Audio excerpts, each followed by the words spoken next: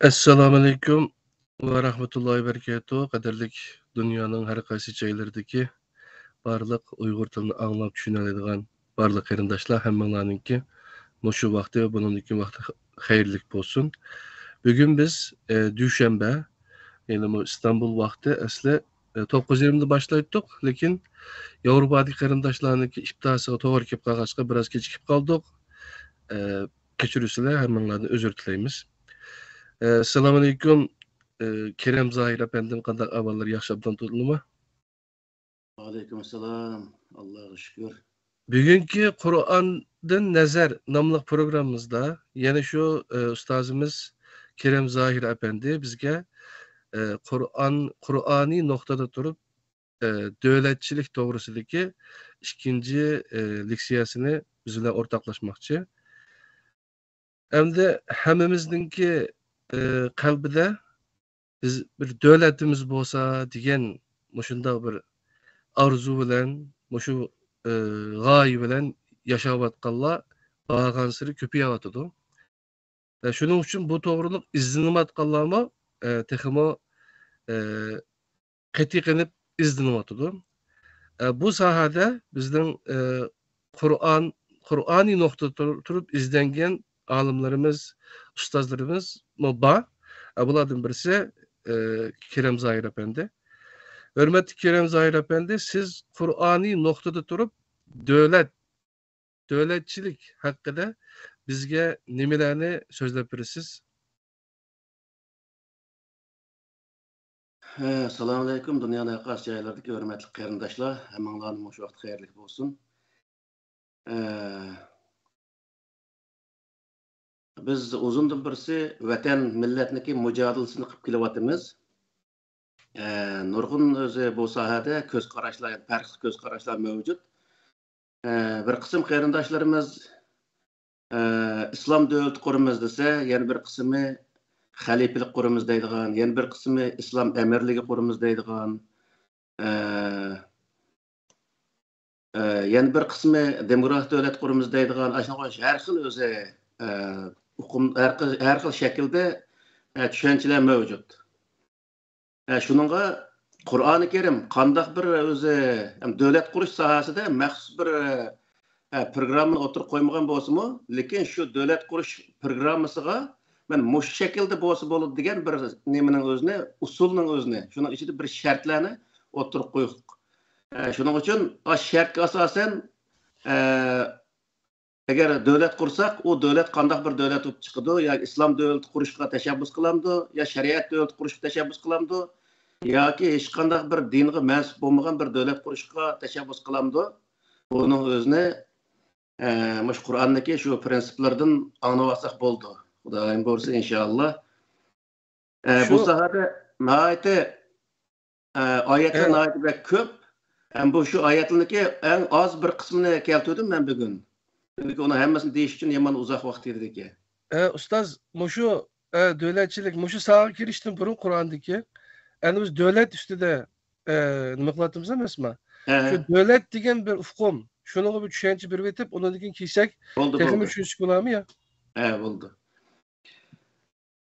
Davlat ma'lum bir territoriyani, shu territoriyadagi yerli xalqning o'rtaq manfaatini va orzusini nishon qilib qurilgan narsa. Qurilgan narsaning o'zini davlat deb ataydi. Davlatning tushunchasi shunda. Ma'lum bir territoriya, o territoriyaning ichidagi bir yoki bir qancha millat yoki bir qancha mazhab yoki bir qancha dindagi odamlar shu yerlashgan, burundan tortib birga yashab kelgan millatlarniki o'rtaq manfaati, orzusini nishon qilgan narsa. Ne devlet deyimiz. Qur'oni Karim bu devletniki siyosiy, iqtisodiy, ijtimoiy tuzumlardagi prinsiplarni o'tirib qo'ydi. Yani devletni mayada mandaq qilsa, andaq qilsa degan sohada bir narsa yo'q Qur'oni Karimda. Ammo devletning siyosatini aytmangan vaqtda o siyosatni qandaq qilish, ijtimoiy tuzumlarda, siyosiy tuzumlarda, misol devletning ichki siyosatida, tashqi siyosatida Qur'oni Karim qandaq shartlarni o'tirib qo'ydi. Muşunun özüne, muşunu düşüngendekin o devlet, qandaq bir devlet bu qurilib chiqishi lazım ki. Bununla belki peygamberlerniki tarihte ötken devlet kurgan peygamberler ve devletini sorugan peygamberler degandek bir qancha peygamberlerni misal keltirishimiz mumkin. Hem de devlet kuruşta, devlette birinci sahada, birinci kademde nime besildi diye vaqtda siyaset o'tirib qo'yildi. Çünkü siyaset orqali devletning ichidagi barliq xalqni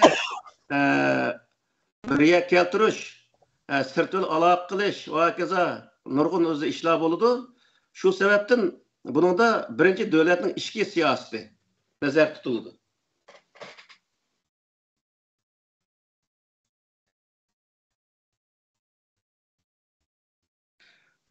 Devletniki ichki siyosatini nazarda tutgan vaqtida Allah Teala Peygamber Aleyhisselam'a birinci qatim o'zi shu nimaga Mekke'deki vaqtida tushirgan oyat Qul ya ayyuhal kafirun. Lakum dinukum valiyadin oxirgi xulosasi shu oyat orqali Peygamber Aleyhisselam'a yani xalqni nima qilish, atrofiga yig'ish, bir bayroqning ostiga keltirish degan o'xshash shundaq sohaga Allah Taala shu lakum dinukum qul ya ayyuhal kafirun degan oyat 6 oyatgan. Shu 6-oyat lakum dinukum valiyadin deganni shu ichki siyosatga qartilgan bir oyat ekan endi. Bu nima degan vaqtida bir davlatda, ya'ni bir territoriyada bir qancha millat, bir qancha dinga e'tiqod qiladigan yoki bir qancha mazhabga ayrılib ketgan shundaq bir millat bo'lgan bo'lsa, zaten bo'ladi undaq narsa. Bu vaqtda u davlatniki beshib turgan yoki shu siyosatni qilgan odam qanday qilish kerak degan vaqtida Alloh taolo har odamniki diniy e'tiqodi o'ziga. Ya'ni u yerda hech bir insonniki diniy e'tiqodiga tegish qilmaslik, har bir inson yoki har bir guruh yoki har bir mazhabdagi insonlar o'ziniki e'tiqodiga o'zi ega bo'lish va boshqa odamniki e'tiqodiga hujum qilmaslik. Mana shu prinsipning o'zini o'ttirib qo'ydi Alloh taolo.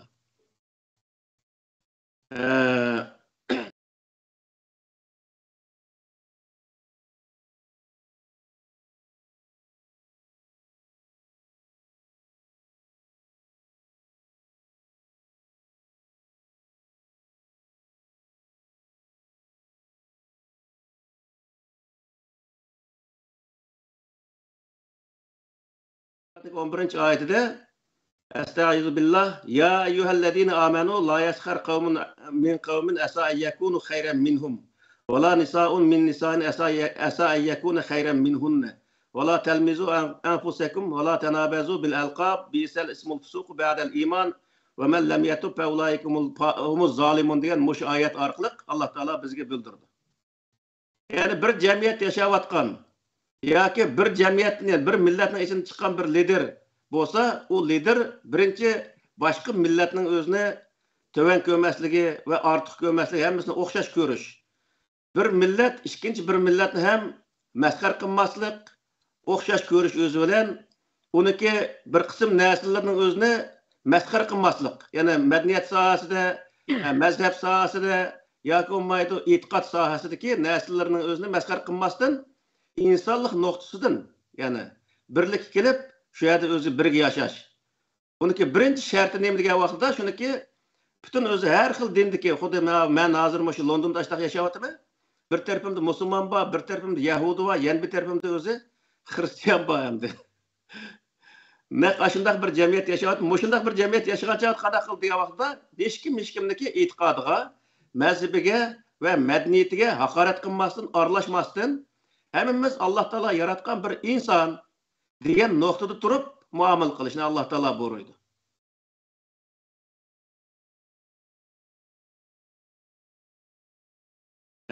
Endi o vaqtda yana bir gap chiqdi.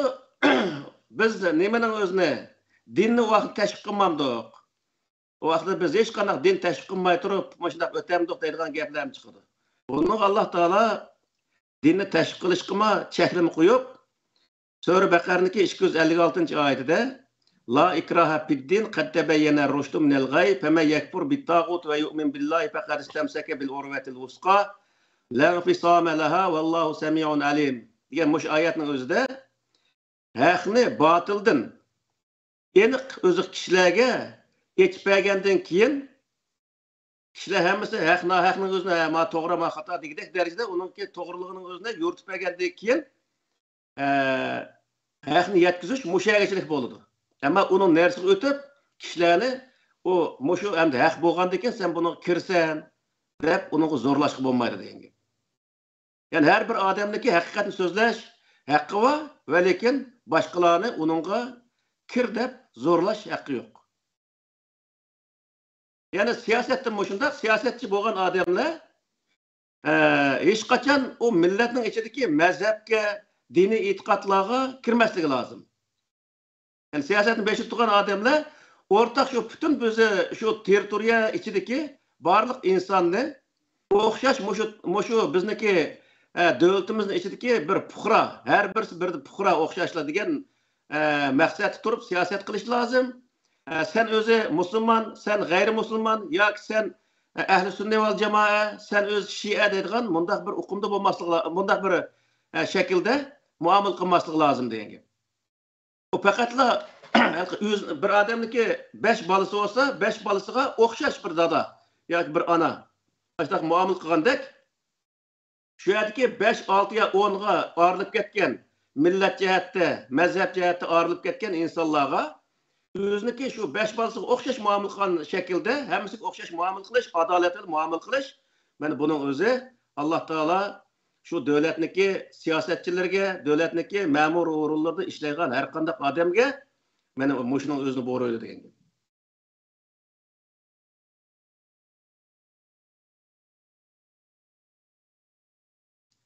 Yani adil buluşqa, adaletni qoğlaşqa, devletning vazifasi adaletni tiklash, adaletni turg'uzish.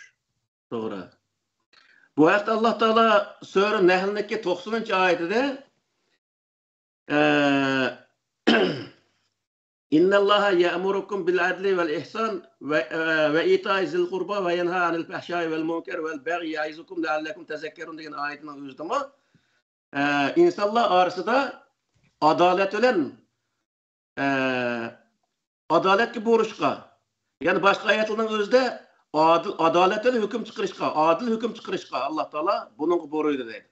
Bu nima degan bo'ladi desa, masalan memur o'rindagi turgan insonlar, yani bir insonga masalan sud maydonlarida deydi yoki bo'lmaydi va bir ish o'rinlarida bo'lib qolsin, boshqa millat bo'lib qolganligi uchun, ya'ni o'zining millatidan bo'lmaganligi uchun uningga maaş verishda farqliq, muomala qilishda farqliq, bundaq muomala qilish, bundaq qilishning o'zi to'g'ri bo'lmaydi degan gap.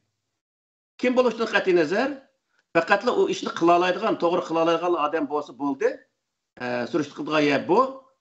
Uningdan boshqa uniki millati, dini e'tiqodi, mazhabi u yerda surishtir qilishga bo'lmaydi. Masalan, ish o'rinlarida degan Qur'oni Karimda. Yani bu vaqtda misol Payg'ambar alayhisolamdagi qilgan ishlardanmi Mekke'den Medine'ye hicret qilgan vaqtida yo'lni yaxshi biladigan bir mushrik bir odamning o'zini Payg'ambar alayhisalom yo'l boshlab menishqa sog'anligi rivoyat qilindi. Bu Payg'ambar alayhisalom tarjimalarida bor bu.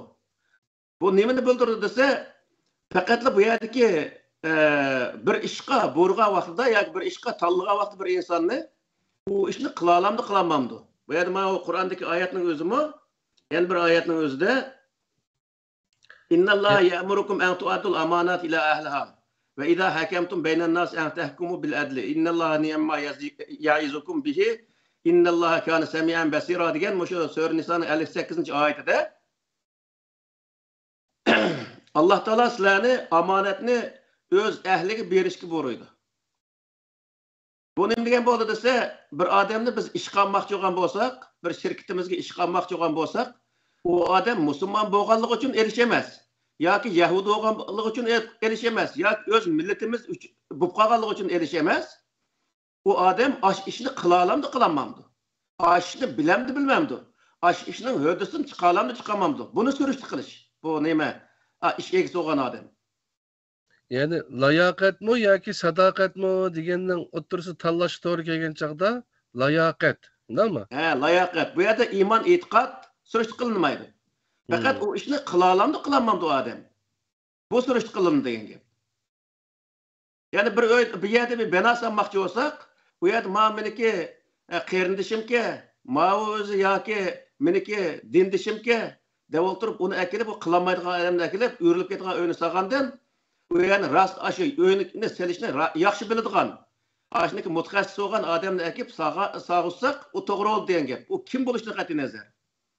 Yani Qur'oni Karim nimaga boruydi shu vaqtda desa, har ishda u ishniki u ishni shu ishni biladigan, ashuni hodisini to'liq chiqalaydigan, ashundaq odamga berishga boruydi degan gap. Ve idâ hakemtum beynen nas en tehkumu bil adli. Bu yerda Alloh taolo beynel muslimini deb yoki bundoq ibora keltirmaydi. Beynel mu'minini yoki bundoq ibora keltirmaydi. Sizlar insonlarning orasida hukm qilgan vaqtda adolatli hukm qilishingiz lozim deydi Alloh taolo. Bu nimani bildiradi desa, sotda ishlaydigan yoki bir o'rin bo'lib qolsa, bu yerda hukm qilgan vaqtda o'zining millati bo'lib qolgan odamga kelishga tegishli jazoni to'van chiqarish, boshqa millatga, boshqa dindagi insonlarga eg'ir chiqarish o'xshash bundaq ishlarni qilish bu to'g'ri emas degan gap. Ammo bu endi bir qism musulmon davlatlarda bor, shu ishni biladigan, yaxshi o'qigan odam bo'lsa-mu, u boshqa bir dinda bo'lganligi uchun uni to'van tabaqadagi ishga selish o'xshash, to'van ishlarni berish o'xshash. Masalan, Pokistonda shuni anglaymiz. Aşağıdaki ehl-i sünni vel cemaat olmayan başka bir mezhepteki insanlar yoki olmaydı başka dindeki insanlarni töven iş kısaldıgan mundaq işlarning bağlılığını anlaymiz hem misal. Bundaq işlar bu Kur'an çekilgen işler degan gap. Kur'an her işinin özünü öz ehliga berishning özünü boruydu degan gap. Bundan yana endi bu innallaha ya'murukum an tu'addul amanat ila ahliha degan yaman cho'ng bir mazmun o'ziga olgan gap. Bu bir yerga bir odati bizda endi o'ng'ayroq tushunish uchun deyapman. Shoda kentdan tortib yoki shu yezig'ichilik, nohiyachilik yoki bo'lmaydi shu davlatniki boshlig'i, raisligichilik bor ekan bu ishlar.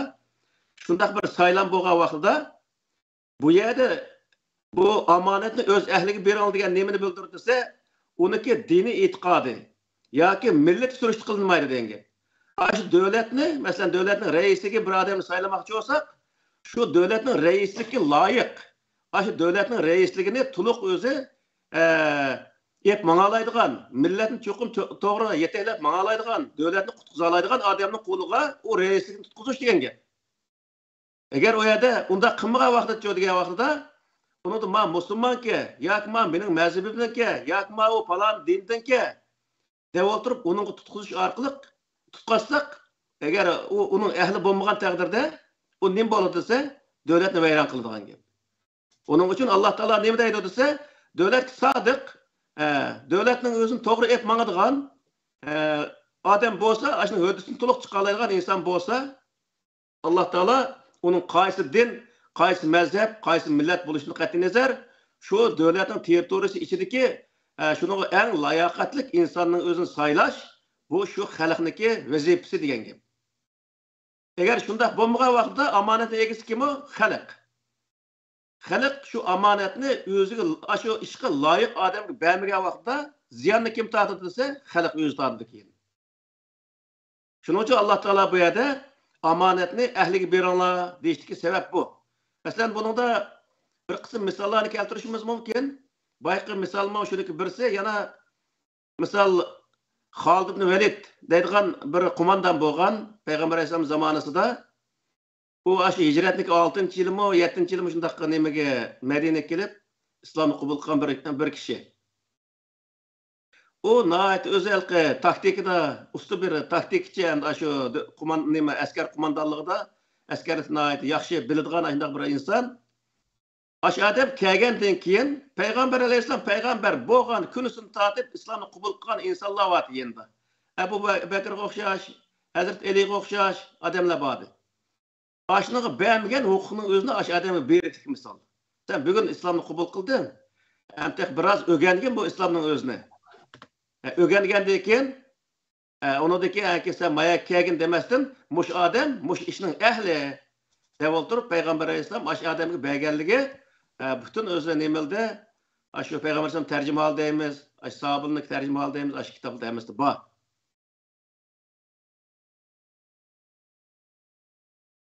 Bu noktada aytgan vaqtida hozir bizniki vatan ichi sirtida ichidagi ishni bilmaymiz hozir bulunmuş sirtidagi ishlarda nurg'ulg'an tashkilotlarimiz bor. Tashkilot degandagi raisi bo'ladi, buxgalter bo'ladi, kasir bo'ladi, misol. Uniki har xil madaniyat o'rinlariga mas'ul odamlar bo'ladi. Mana bu vaqt qanday qiladi degan vaqtda xalq uniki taqvo, besh namozni to'liq o'qiydigan odam bo'lishini tanlamay şu işini tuluk ada kılalaydıgan, şu işin hödüsünü çıkalaydıgan, o işini biladigan adamlarını sayılışı milletimizdeki vazifesi degan gap. Bu yerda bir adamdaki dini alim buluşu bütün işini biladi deganlik çıkmaydı. Dini alimlar dini sahadaki vazifini üstüge erişi lazım. Siyasetini okugan, onu bilgen insanlar üstüge eriş lazım. İktisat okugan insanlar üstüge eriş lazım. Şu vakti her işini biladigan insanlar qo'lga olgan vaqtda o ish mangadi degan gap. O odamlar o ishni biladi, qanday qilishni biladi, qanday mangdirishni biladi, qanday taraqqiy qildirishni biladi misol. Shuning uchun biz mush tashkilotning ichidami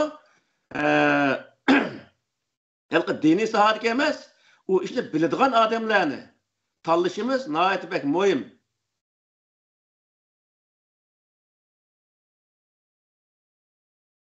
Kur'an-ı Kerim'de yan bir ayet var. İnnallaha ma'allezine taqav vellezine hum muhsinun diyen. Allah Teala takva kişi bilen ve yaxşı iş kılan kişi bilen birge diyen bir ayet var. Bu ayet takva ne mi diye vaqtda? Takva hatalıktan saklandığan kişiler diyen gap. Hatalıktan saklandığan kişiler her işini yaxşı bilgen adam o işini hata kılıp koyuştan saklanalaydı. Misal. Bilmegendeki onu hatan cık kılıdığan gap. Şunu ola o yerde hatalık insanını bulup mu Uygur cemiyetini veyrandaşılık yapırdıgan gap. Şunun için hazırki vaqtida şu vatan milletinin işi nihayet zörür bir alet kelgan vaqtida bu milletning oldiga chiqqan insonlar u ishni xalqaro seviyada millatni yetaklay oladigan, to'g'ri yetaklab manalaydigan, shu ishni yaxshi bilgan mundaq insonlarga berish ve milletmi şundak insanlarını saylaş bu nihayeti zörür bir vazife. Eğer aşında kılmagan takdirde Allah Teala buyurgan amanetini öz ehliga beril degan Allah Teala'nın buyruğunu to'g'ri icra qilmagan bo'ladi. Jinoyat yo'lida shu vaqtning o'zida. Oxirisi nima bo'ladi degan vaqtda bir rivoyatlar bor. Her ish o'ziniki ehlining g'ayrining qo'liga tushib qolgan vaqtda nima bo'ladi? Qiyomatning qoyim bo'lishi shu yerdan chiqarishlarmi ya? Şunda. O kıyametin kaim buluşu degan sözünüz bu yer ne bo'ldi desa, derhal lekin osmon zamin tushiblik o yer kıyamet kaim bo'lib ketadi deganlik emas. Yani şu milletin kıyameti başlandı. İctimai cemiyette adaletsizlik ortaya çıkıyordu. O bir sisteme, bir adalet sistemisi o çöp gidiyordu. Yıkılıyordu degan gapda. Devlet yıkıldı degan için. Doğru. Onudaki o adamlar onu bilmegendekin, ehlik beğenmegendekin, o bilmegendekin insan apırıp andekin bekadın beka öldüğün, bekadın beka ziyan tartılan yerlerine apırıp veyran kıldığın gap mesela. Bu iş boldu mu şu aldığımızdaki 10 yıl içinde boldu mu? Ütüp ketken 10 yıl içinde boldu mu işler? Bir sual sormak istedim ben. Benim şu takva degen meselege emdelik başka bir ayetin bağı Allah'ın aldıda en noçlarınla en takvalarınla deydi. Onun için meyilisi geldi. Sure Bakara'nın 5'i de Kur'an-ı Kerim kandak insanlığa yetekçi, hidayet başlaydı diye yerdime takva insanlığa deyden düşün. Bir yerdeki takva meselesini tetkik edip alimler mesela Japonya'lık bir alim Toshihiko Izusu deb İslam tetkikatı ile şugullanan adam.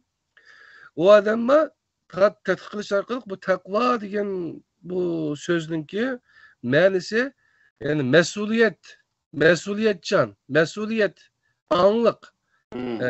degan ma'noda ishkanligini o'rtaga qo'ydi.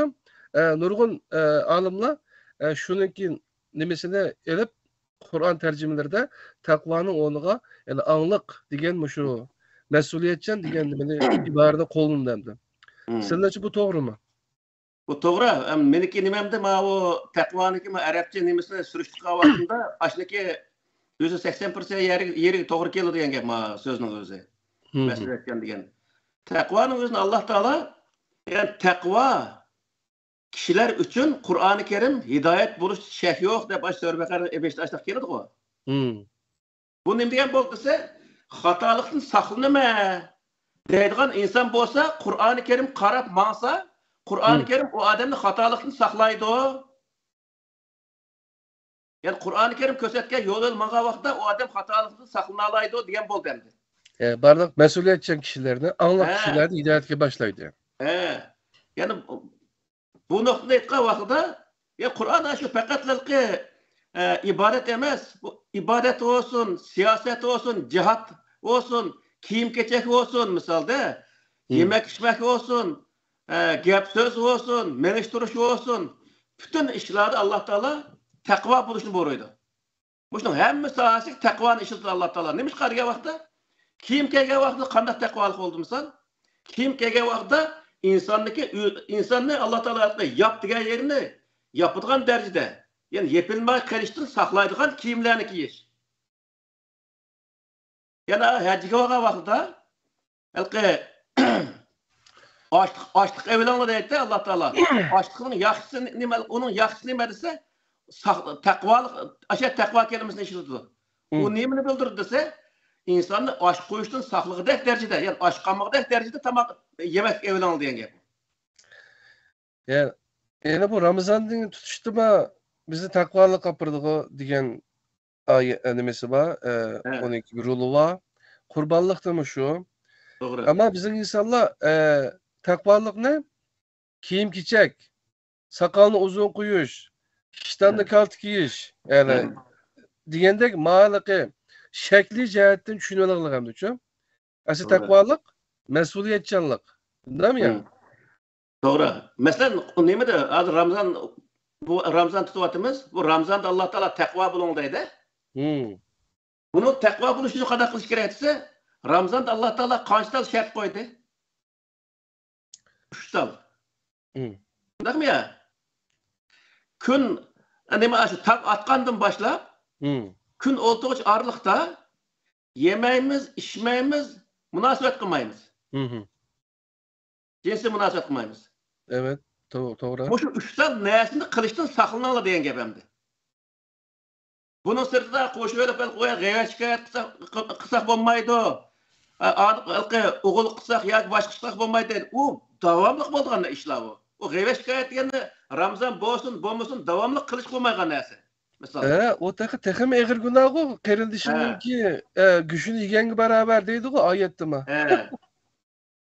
Demek bu yerdeki näse nima degan vaqtda, yani devlet kuruşta biz xatolikdan saqlanamiz desek, qanday qildi ekanmiz degan vaqtda har o'ringa, siyosiy o'ringa siyosatni yaxshi biladigan, diplomatik o'ringa diplomatiyani yaxshi biladigan, iqtisodiy o'ringa iqtisodni yaxshi biladigan, diniy o'ringa dinni to'g'ri biladigan, misol.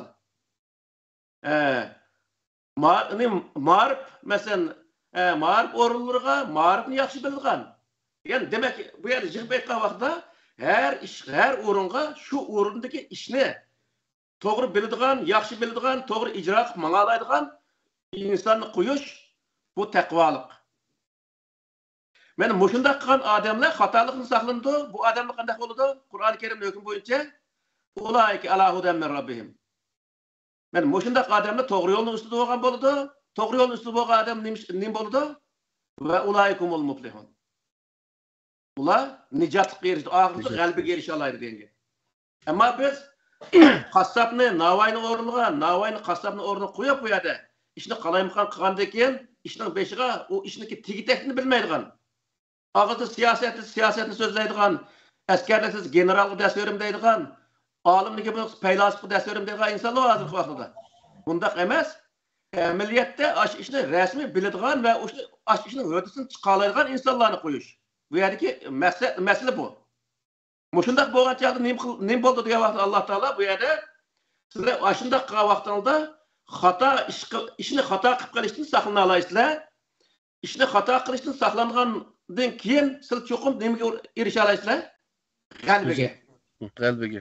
G'albiga erisha olasizlar. Masalan, davlat qurib chiqamiz deydigan bo'lsak, yani mushu ishlarga Alloh taolo Qur'onda bizga o'tirib qo'ygan mushu ishlarga diqqat qilishimiz kerak degan gap. Yani her o'ringa Qur'onni bildigan emas, shu ishni bildigan odamni qo'yishimiz lozim. Mayli u qaysi mazhabda bo'lsin, qaysi dinda bo'lsin, uning qat'iy nazar, uning dini, mazhabi o'ziga. Ammo u ishni qila oladigan rasmiy ishniki ahli bo'lish lozim. Bu o'zi bizga muhim degan gap. Alloh taolo buni bo'riyotdi. Agar biz ashni qilmay, o'ringa boshqa odamni akib qo'ygan vaqtda fantaziyat soa qiyomatimizning qoyim bo'lganligini kutib tutsak bo'ladi degan gap. Nima uchun degan vaqtda u bo'ldigan haqiqatan misol bizniki tariximizda bunday ishlar jiq o'tdi. U ishniki qilib qo'yib ekan, shuni u qilgan odam to'ttal ziyon tortgan odamchi, ming'ilgan, 10 ming'ilgan misol odamlar ziyon tortib ketdikda. Shuning uchun bu yerdagi narsa nima desa, bir ishni qilim desa, bir odam agar bilmaydigan bo'lsa, men bu ishni bilmayman deyish kerak, yoki bo'lmaydi shu ishni berib o'rganib, uni dika qilish kerak. Bir narsa sorayım. Siyaset deyimiz hemmeden ben siyasi faaliyet kılmaya, siyasette hemmeden neydi bu siyaset diyen gibi düşün. Yani vatanda bana biz siyasi cinayetçi deyip turmu diyetimiz mesela birkaç katım ben siyasi cinayetçi olarak girip çıktım da mesela şunu okşuyor. Kıga işimiz bir siyasi işemez aslında çünkü. Ben bir hakimiyetke karşı yakınmışsam ben hakimiyetini alıbalay deydiğim bir iş kılmakla lakin çünkü. Ama ona siyasi kılıp dini nersini ama siyasi deyip aşında kılıp değil mi çünkü? Siyasi cinayetçi diyendekiler en korkunçluk bir insan hem de şu. Yani siyasi gumandar deyimiz o mesela çünkü siyasi cinayet kılması mı lakin siyasi gumandar deyip turdu iniklap olgandakin çıkırıp etdi mesela şunu okşayır. Balam siyasi kardeşip kalma, lay siyasi gap kılma, o bu deyip ata-anamız mı korkuttuğunu mesela çünkü de köpüntümüz düşün. Şunu biz siyaset kılvatımız sırtta, siyaset kılvatımız deyimiz, lakin siyasetten nimelikini bilmeyimiz köpünçümüz için. Doğru. Bu siyaset diyen zaten nime olacak. Doğru. Bu o kaç yıl oldu ki en iyisini kalmaktı, şu Nuri Türkel, şu nimeniki vatandaş, şu halkımızın kampa solaş başlanıp ketkendekin, şu 2017'de 2018'de bir katım şu bir Qası nimedeki şu Dünya Uygur Kurultayı'ndaki Tor televizyon bir yer sözlep kaldı-çı. Sözlüge vaqtida biz mushunda mustamlikdagi bir millat bo'lgandan keyin aslida mush vaqtning o'zida dunyoda menga o'xshash menada nima qilgan mushunda siyosatni o'qigan insonlardan oz bo'lsa yuzlarcha inson bo'lish kerak edi aslida deb boshladi-chu. Bu nihoyat to'g'ri gap. Nima uchun degan vaqtda biz siyosatchiga ehtiyojimiz var. Politikka nimaga diplomatga ehtiyojimiz var. Generalga ehtiyojimiz var. Hem de vatan azat qilamiz desak, mush odamlarimiz kerak bizga. Va lekin bolalarimizni nimada o'qitamiz desa, qanday qilsa shu bolalar yaxshi pul topadigan ishni o'qitamizda. Bu bizniki vatanni azat qilamiz degan gapimizga tamoman qarama-qarshi narsa. Vatanni azat qilgan odam balını aşındak yeldimi şu vatan azat kılalaygan, uğrunga baralaygan insanlarını yetiştirişimiz lazım mesela adli oğa vaxtıda. Siyasi dedik mi? Siyasi zaten siyaset degen nime? Degen çağda benim okuganlarıma göre karıgan çağda siyaset insanlarını başkurduğun bir penem, nime deyim de vasıta siyaset. Siyasetin ügünüş için o cemiyetşünaslık, kanunşünaslık, tarih, nurgun nersi, edebiyat hatta şu. Nurgun nersinden ügünüş doğru ki bu ictimai penninki sahasında şu. Olmuş insanla münasebet Allah'ın yaratkan insan ayetini, yani insanlarını, cemiyetini başkuruş için ortaya çıkan bir penem düşün. Şuna bunu bizim chet elden nurgullagan doktorlarımız var. Nurgullarının yani PhD deyimiz, nurgul doktorlar asaslıkı kaysi penlerde okudu dese bula tabi pende okudu. Hem mesela tabi penge yürüyüş kılıklıcı. Şuna bizdeki bu siyasi cihetteki boşluk peyda olup kılıklıcı. Nuri Türkiye'nin değişimi şu. Çünkü bizim aramızda chet elde alim doktorların arasında siyaset okugan, siyasi sahada okuganlar yak şu sahada hizmet kılganlar nayit az. Çünkü bu bir devletninki tabii pendimi muhimrak bir devletin başkuruş için o tabii pen kemiye fizik emez. Siyaset lazım çünkü. Siyaset okugan adam lazım. Çünkü bizdeki chet eldeki alimlerimiz Japonya'da ictimai pen okuganlar nayit az. Amerika'da başka yardımı şu. Ama Türkiye'de Türkiye'nin devlet siyaseti ama ictimai pen okuşku köprek teşvik kılınlıkçı. Bu Ruslarını okuşlarına yardım kılgan vaxtıda mı aşı cihetki bekrek nime kılınlık. Bu mu bizim Uygurlarınki bir ügülüş kütük neresi siyaset doğruluk benim düşüncem siyasi sahadaki muşamdı. Doğru. Yani bu siyaset degende milletni qutquzishniki eng o'zi birinchi darajelik shu roli eng cho'ng narsa siyosatchi. Undaq bo'lgandan keyin agar biz vatanni millatni qutqizamiz deydigan bo'lsak, siyosatni bilmay turib, u vatan millatni qutqizolmaymiz. Qiraat qilib qo'yib yoki hammadan diniy sohada o'qib olib yoki hamma odam pul topadigan sohada o'qib olib, bundaq qilish orqali u vatanni qutqazib olmaydi. Hozirgi siyosat nimalqi tashkilotniki beshig'imi her xil sohadagi, misol, ya matematik o'qigan, ya fizik o'qigan, ham oliy maktab o'qigan bir odam chiqib qildigan ishlar shunaqa buluqliq. Bu ish halqi siyosatni kasb qilib o'qigan odam bilan o'xshash bo'lmaydi. Har qancha bo'lsa-mu. O siyosatni kasb qilib o'qigan odamlar aniq natijasi yuqori undaq mahorat bo'ladi degan gap. Bu inson boshqarishdagi, insonni o'tirishdagi, dialogni ishga oshirishdagi eng cho'ng o'zi bir nima bu? Mahorat-ku. Undaq bo'lgandan keyin bu mahorat bo'lmay turib, davlatni qutqizish bizga qiyin to'xtaydi. Uning uchun xalqimizda shu siyosiy sohadami, siyosiy diplomatik sohasida bolalarimizni agar shu bolalarimiz qiziqsalar, shuni o'qitish nihoyat zarur. Ham hozir yomon bak o'zi bizga kerak bu narsalar. Shunday. Undan keyin hozir endi bu davlat ishiga kelgan chaqda shundaq siyosat kelgan chaqda yuqori deyilgandek saylam bayqi so'zining o'zi hamda qator bo'yicha saylam kelgan chaqda desa saylamning o'zimi deyilgan o'xshash innalloha ya'murukum an tu'atul amanat ila ahliha degan mush oyatga asosan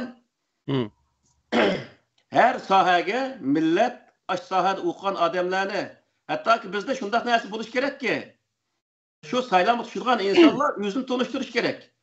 Men maslahat o'qigan odam, agar men bu sohada masalan men dinda o'qigan odam misol.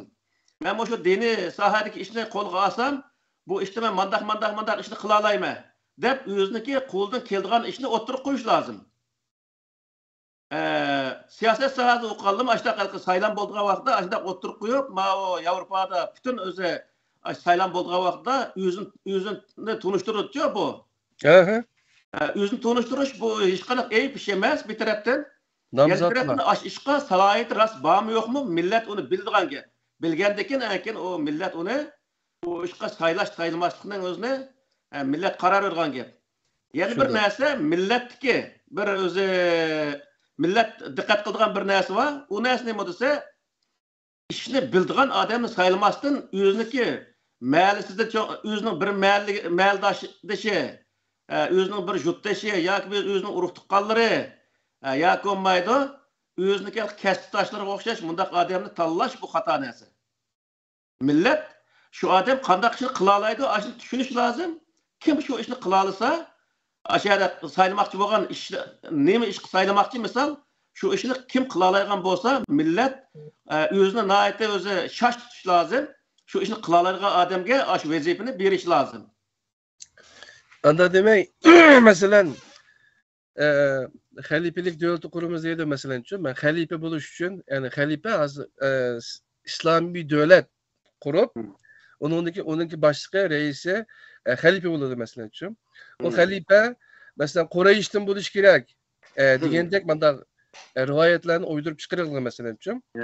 Ama Kur'an-ı Kerim'de hiç kaçan bir Kureyş'ten yakışıyor. Malum bir nimeden halife olsun ya reis olsun, devletli aşedemler baş olsun degan bir gap yok ku.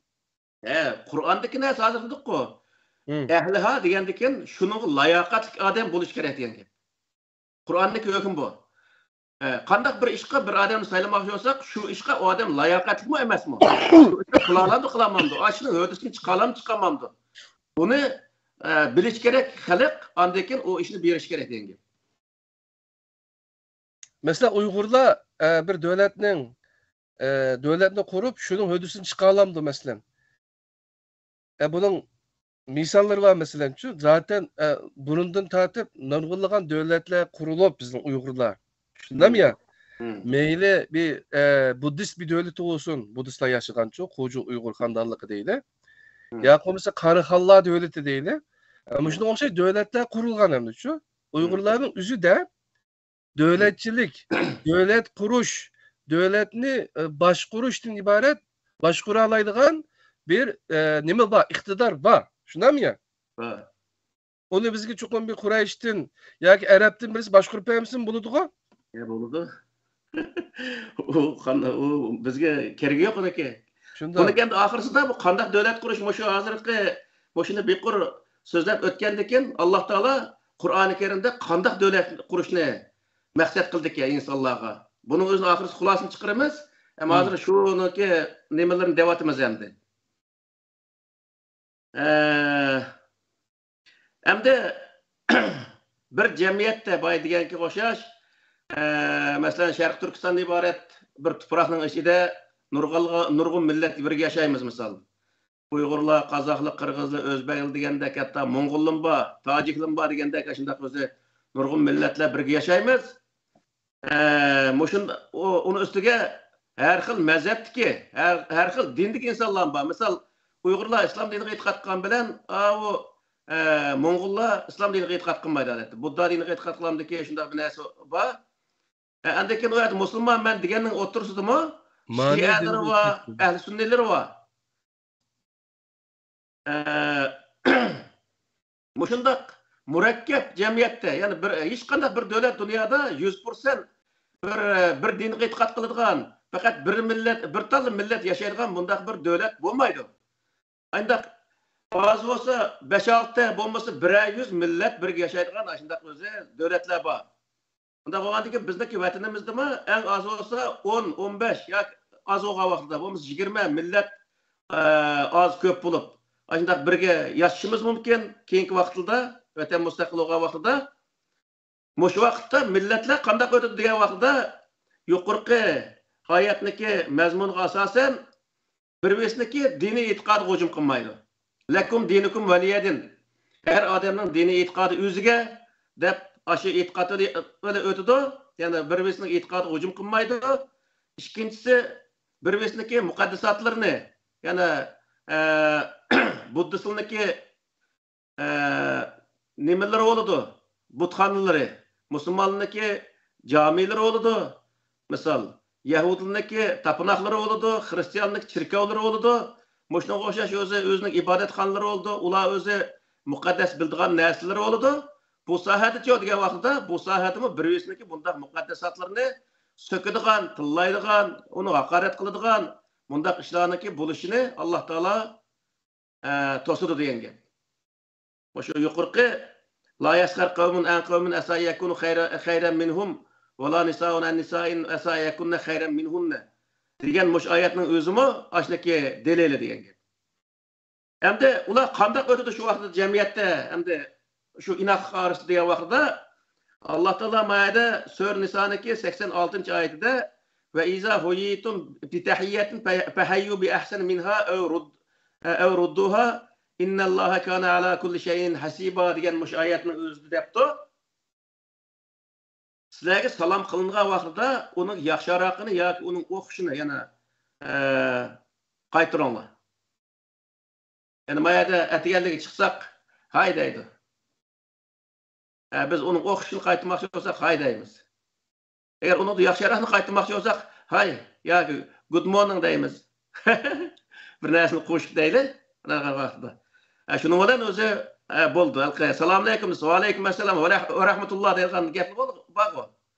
O'xshash. Biz Uyg'ur tilida vaqtda xayrlik etigan misol. Degan o'xshash salomlarimizni o'z tilimizda qilsak bo'laverdi. Xayrlik etigan, xayrlik kesh,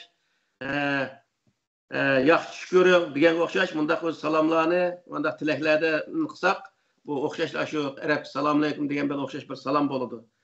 Ya'ni millatlar har xil dini e'tiqoddagi, har xil shakldagi millatlarning o'zi bir jamiyat yashagan vaqtda bir-biriga illiq bilan, bir-biriga illiq keltirish uchun, qo'shnidochilikni yaxshi o'tish uchun, jamiyat yaxshi o'tish uchun, inoq o'tish uchun qanday qilish kerak degan vaqtda bir-biriga chiroyli salom qilib o'tish lozim deydi Alloh taolo.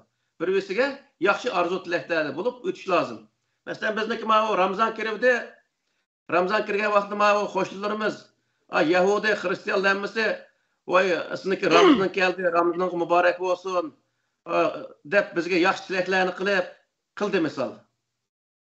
Mushunga o'xshash o'tonglar degan gap hamda. Bir jamiyatda yashagandan keyin o davomli Xristian deb qapaqni turib, Yahudi deb qapaqni turib o'tishniki hech qanday g'ashi yo'q degan gap.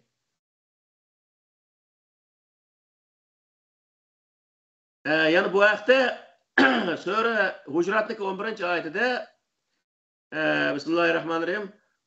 108-oyat Sura An'amning 108-oyati ekan. ولا تسبوا الذين يدعون من دون الله فيسبوا الله عدوا بغير علم كذلك زينا لكل أمة عملهم ثم إلى ربهم مرجعهم فينبئهم بما كانوا يعملون degan mush oyat deydi.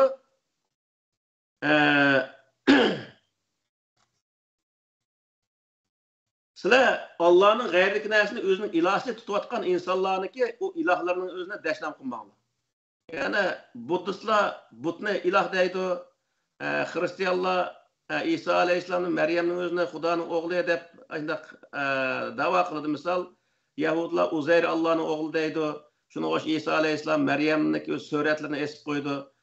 Shu vaqtning o'zida sizlar o'g'liniki u muqaddas bildigan narsalarni o'zini nima u deb uning xalqi uni haqorat qilib bunda qilmanglar deydi. Agar ashta qilib qolsanglar qanday bo'ladi degan vaqtda fayasubbulloha advan bighayri ilmin. Ular bilmaganligi uchun Allohni dashnam qildi. Sizlar Allohga e'tiqod qilasizlar, shu vaqtda ularniki ilohlarni dashnam qilgan vaqtda ularmi sizning ilohinglar bo'lgan Allohning o'zincha dashnam qildi. Shu vaqtda nima sababchi bo'lasizlar degan vaqtda Allohni boshqa odamning dashnam qilishiga siz sababchi bo'lasiz degan. Shuning uchun o'zi boshqa insonlarniki e'tiqodiga aralashib, ularniki muqaddasatlarini tillaydigan bundaq ishlarning o'zini qilmanglar deydi.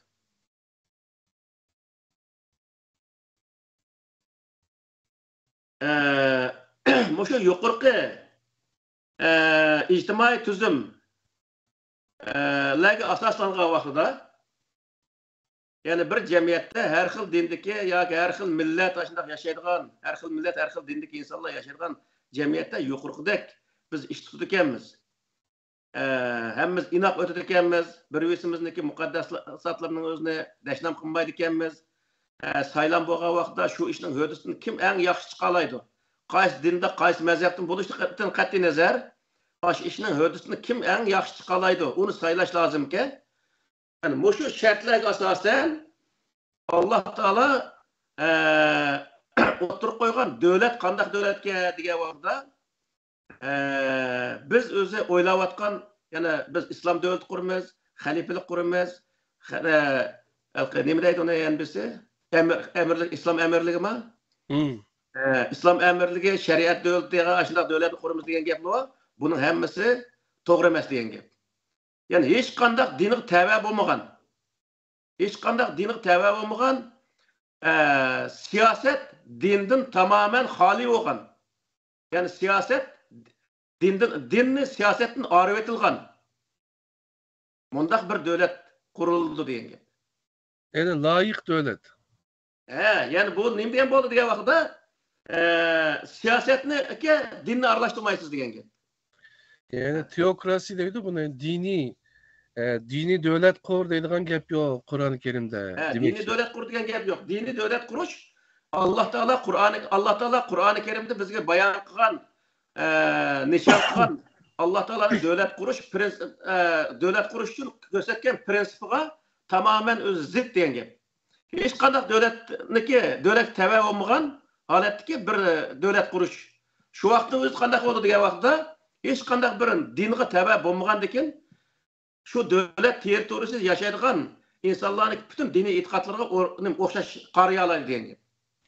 Yani bu layık degan vaqtida manda bir göz qarash var üçün hem de şu İslam devleti kurmakçı olanlar ya kurmasa halifelik kurman deganlar yani dini devlet kurman deganlar qanday oylaydı dese bu layık yani dinden ayrı etilgen yani din siyasetke aralashmagan manda bir devlet kurmaz dese yani mıyla devletin nimeleri bağlı delik misalları var. Bazı yer kelgen çağda anda kılanmagan bolsun lekin o layık devlet dinden ayrı etilgen devlet o dinge karşı devlet emes ko. Din karşı devlet emes. Bu mandak näsede? Şu. Türkümdeki bir gap var. Hem partiye ya hem din hem her qanday dini itiqatdaki Türkiye territoriyasidagi kişilerin hemmisi devletniki adalet şemsiyesinin aslında yaşaydı. Şundak mı ya? Şundak. Biz adalet küllüğü deydi. Bizning tilimiz boyunca vaqtda. Devletniki adaleti bütün milletke, bütün dindikilerge o'xshash nur chachidu. Doğru. Hemmisi devletning adaletini o'xshash foydalanadi. Bir itiqatli kişiler alayda o'zi o'rinda, yani bir itiqatli kişiler o'zi o devletniki bege imtiyaz, kanuni imtiyazlardan faydalanmaygan mundaq näse bo'lmaydi. Masalan hozir itikatsız kişiler mi şundak mı? Ya itikatsız kişiler mi şundak? O itikatsızlık ham bir din hemde. Mana itikatsızlık dini o. Mesela hazır o Xitoyniki partiyasında, Komünist partiyasında hem adam bir komünist tüzümlüki aslında yaşaş gerek deganlik üçün nima bo'lyapti hozir? Komünizm bo'lmagan insonlar şu tüzümlük sebebini izleyapti. Şu partiyadan bo'lmaganlar. Bu nemini bildirdi degan vaqtda agar biz devletning o'zini islom devleti deb qurgan vaqtimizda qanday qildi degan vaqtda islom degan unvonning ostida bütün musulmon bo'lmaganlarga zulm qilish to'g'ri keldi degan. Allah Teala bu yerda adalet bilan ish olib beradi degan o'zi bir prinsipiga tamamen zid bo'ladi degan. Bu çağda alaka dinni, İslamni devletke yapıştırma kaçka, ikisini ayrı etmegeçke, qanday oldu dese, eğer aşı devlet bir milletke, ma'lum bir dindiki kişiye, yoki dinsiz kişiye zulüm kılsa, buna nima deb tushunadi dese, bu İslam mushunda deb Allah'ın diniga nima qiladi? Dağ keltirdi. Shunami ya? Ya bo'lmasa Allah'ın dininin namida turib, zulmni yapgan chaqda o çağda İslam'a biz ziyan qilgan bo'lamiz. İslam'a xizmat qilamiz deb İslamni yerga patug'an bo'lamiz. Onunla dağ tekkizgan bo'lamiz.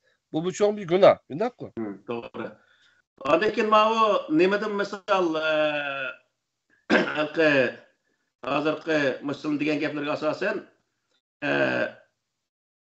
mana bu Turkiyada bo'lyapti hozir. Ham Tayyip Erdo'g'an bir musulmon odam bo'lganda go'yo bu namoz o'qiydi. Lekin musulmon da'chilikni o'ttirib chiqarish, musulmonlik nuqtasidan insonlar muomala qilish bu to'g'ri emasda, adolat nuqtasidan muomala qilish lozim.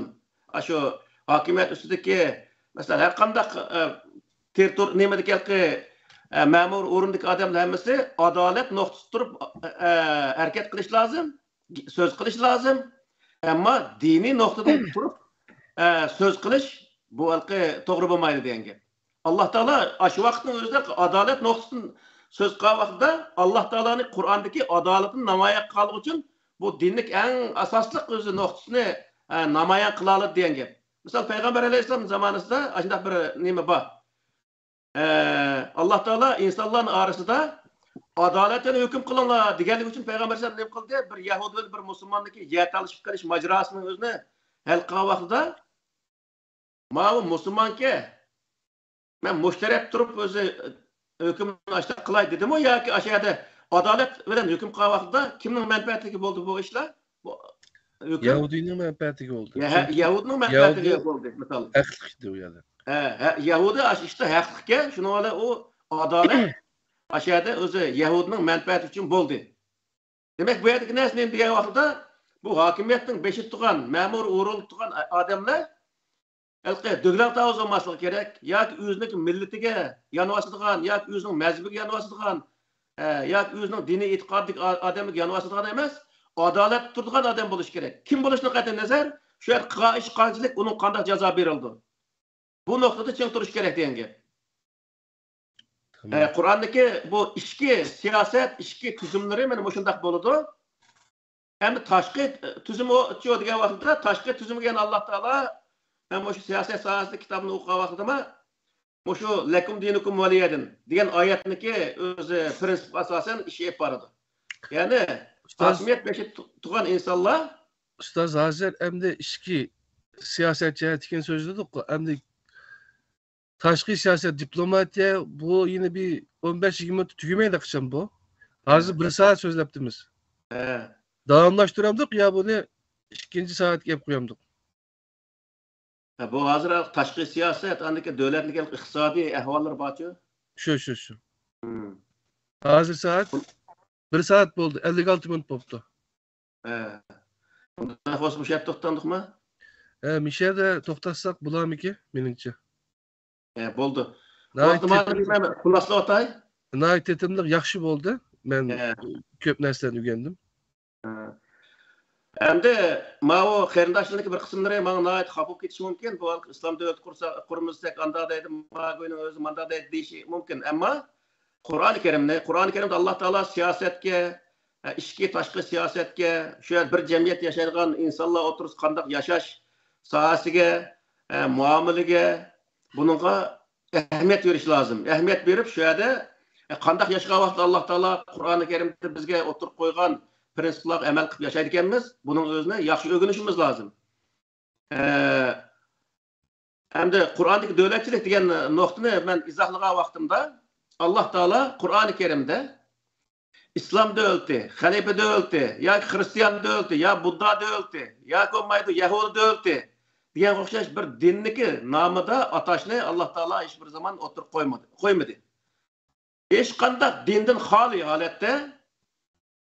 xoli holatda bir davlat qurishning o'zini hech qanday dinga tava emas.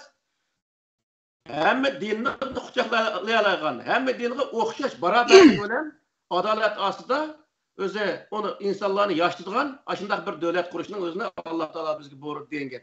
Hozirgi shu Qur'oni Karimning shu oyatlarning mazmuniga asosan bu bir, ikkinchi birisi davlatniki har qanday yerdagi ma'muriy xizmatchilarning hammasiga qanday qilish kerak degan vaqtda aşınıqı layaqatlik insanların özünü şu urun qo'yish lazım. Eğer onuqı layaqatlik insanların şu urun qo'yamagan vaqtimizda o işimiz mangmaydı, taraqqi qilmaydi, onundan işimiz ahir so'rib maqsad yetolmaymiz, hal olmaydi degan gap. Yani shuning uchun bu qarindoshlarning hammasi yana Uyg'urlar, vatansevar Sharq Turkistonliklar mushqiga diqqat qilish lazım. Ma'navozlik, jutuvozlik, dinvozlik qilmaslik lazım. Bir saylam bo'lsa, saylamda ishqa eng layoqatli insonlarni saylashni o'rganish lozim. Bizniki o'zi tavsiya qilganimiz bu. Yani biz hech qanday bir davlatga, tashkilotga, partiyaga qarshi emas.